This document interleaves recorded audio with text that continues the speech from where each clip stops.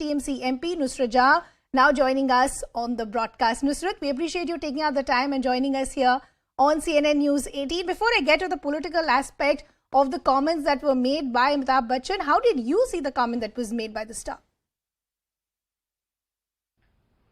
I think it was a very neutral comment, and he's a legendary actor, and I respect the fact that he's always spoken for the Indian cinema. Why did one of the BJP leaders have to tweak his words and twist it in a way and make it sound more political, but it was just about films? So the BJP leader you're talking about is Amit Malviya. So I'm going to quote to you what Amit Malviya said. He said that Amitabh Bachchan's words couldn't have been more prophetic since they were spoken in Kolkata, because you had Mamata Banerjee on the dais as well. The BJP has also gone on to say this is like holding a mirror to the tyrant under whose watch India witnessed the bloodiest post-poll violence. BJP also saying that Mamata Banerjee has tarnished the image of Bengal. How do you see the BJP's criticism? Firstly, let me just tell you that my Chief Minister has always stood for the people of Bengal.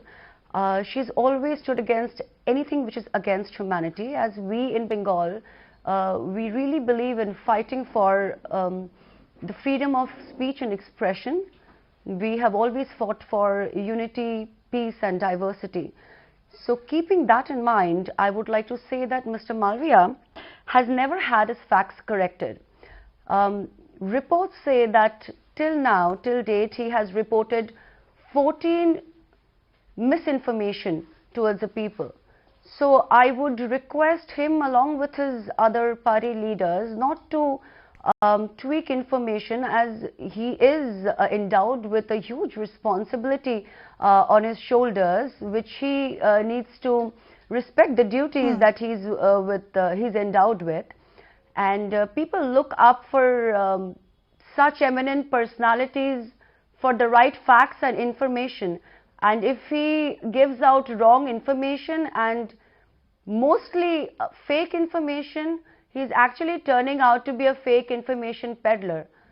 So I would ask him to keep a check on his facts.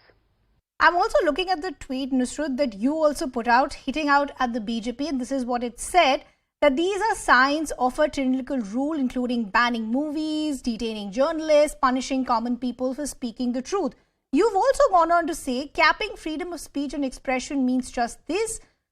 I want to ask you a specific question, and this is what the BJP, of course, is interpreting now. Do you think the veteran actor Big B chose Kolkata specifically to make the comment that he did?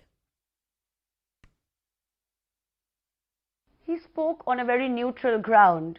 He was not really hinting at my political party for sure. Seeing the current scenario in India at the moment, everything that we do in India right now is directed by BJP. What we eat, what we are supposed to watch on TV, what we are supposed to learn in school, basically everything in the constitution is being wanted to be rewritten by the central government at the moment. And anybody who has been voicing their thoughts against it has either been slapped by sedition of charges, or they have been harassed by the central agencies. So it's a very scary situation at the moment. Maybe keeping that in mind, Amit ji wanted to speak about films on a more liberal note, and that the films are a way of expression, and films have their own fate, and films have been an inevitable part of Indian culture for a very long time. Okay. So you have to let the film decide its own fate. You have to let the viewers decide the film's fate. Any government, based on any mere speculation, cannot really endorse, propagate any kind of speculations to bring about hatred amongst the communities, and as a result of that, try banning films. Okay. So essentially what I'm trying to understand, are you saying that political parties are using the comment for their own benefit? I'm not saying that I'm not saying political parties are being utilizing it. What I'm saying, the current scenario in India is such that every film has the fear of being banned, of being pulled down, of being judged on the basis of religion, color, and political agenda. So you cannot really judge films on that note, because films are made for the entertainment of people. So why don't you just let people decide? I mean, that is going to be the best course, if you let the viewers have an opinion about the film alone. Well, that's of course going to be an ideal scenario, Nussrat. But I want to talk to you about the other criticism that's also coming in from the BJP against Mamata Banerjee. Now, BJP has also gone on to say that you have Mamata Banerjee belittling Bengalis, and the reason they're saying that is that look at the people who were invited for this film festival. You didn't invite Mithun Chakrabarti. They're also saying in the past we've seen how Shah Rukh Khan was appointed as a brand ambassador, but Saurav Ganguly was ignored. So the allegation against the TMC, your party, is that you're belittling successful Bengalis. Let me just throw a question onto you, or the people who are watching me right now, that why wasn't someone appointed from Gujarat as their brand ambassador? Why did BJP or the Gujarat state government appoint someone from Gujarat as their brand ambassador? And I think this question is, it is just upon people to decide who they want their brand ambassador as. It has nothing to do with we appointed Shah Rukh Khan, and our legendary actor Amit ji has been appointed as the brand ambassador of Gujarat. I mean, this is something separate, and again we're giving it a political twist unnecessarily. Now, when you talk about Saurav Ganguly, Dada is just not Bengal's pride, but also our nation's pride. Bengal has seen how Dada has been deprived when it came to the BJP-led BCCI.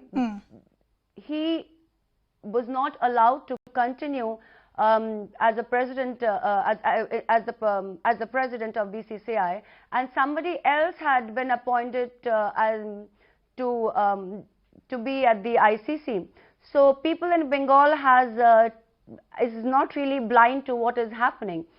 So you cannot really compare and try and crop up things just to create problems amongst people. Okay. Nussrat, what I also essentially want to understand you before I let you go, that Amitabh Bachchan is not the only actor who's finding himself in a bit of a controversy. Even the film Pathan, which is yet to release, is facing a massive backlash because of one particular song. Do you think that Bollywood has become a punching bag and an easy target today? I will not talk about just Bollywood. I think films alone should be set aside, because no political party or no political leader has the rights to bring down.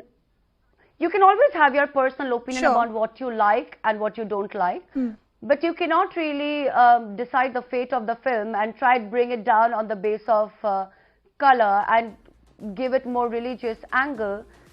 And honestly, nobody has patents over color. Just because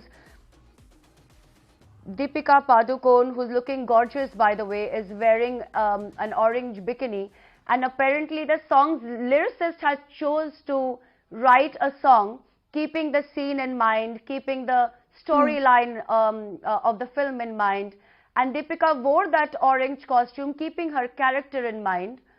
I don't see a problem anywhere. I don't see why politicians have to get into it and have their opinions and give it more political angle and try and bring down a film's fate.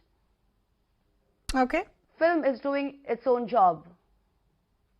And it's just made for the entertainment of people. Let people decide that.